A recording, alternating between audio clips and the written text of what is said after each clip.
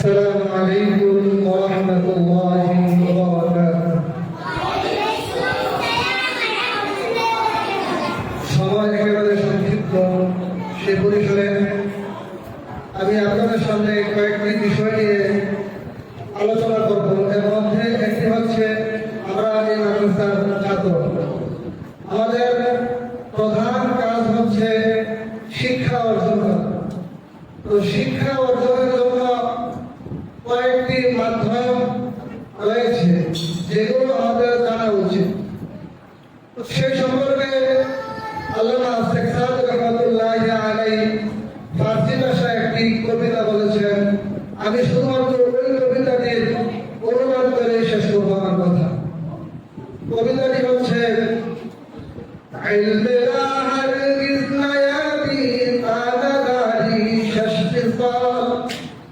حد سے کوتا فهم کامل جمع خاطر كل حال خدمت استاد باید ہر سبق خالی گدام لفظ را تحقیق خواہ آشبی مرد کمال।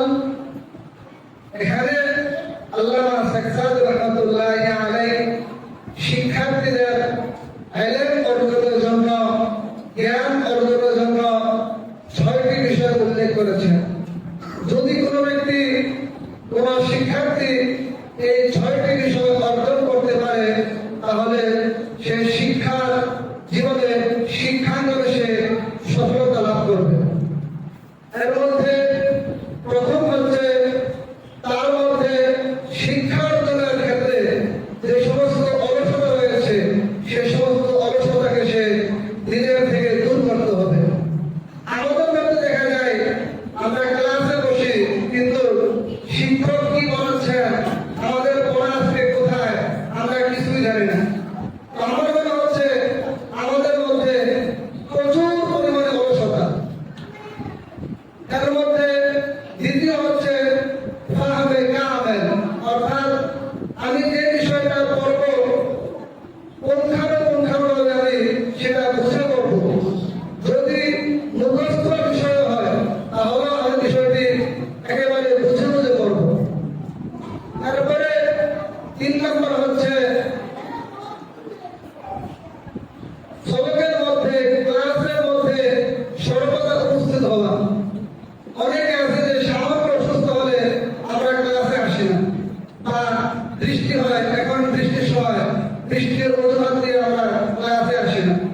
অথচ যদি আমি শিক্ষাঙ্গনে সফলতা অর্জন করতে চাই, তাহলে সর্বদা ক্লাসে উপস্থিত থাকা এটাও একটি শর্ত। তারপরে ৪ নম্বর হচ্ছে উস্তাদের কথা অনুযায়ী চলা। উস্তাদ যেই কথাগুলো আমাদেরকে বলবেন, সেই কথাগুলো আমাদের ইচ্ছার পক্ষে হোক, আমাদের পক্ষে হোক বা আমাদের বিরুদ্ধে হোক, আমরা সব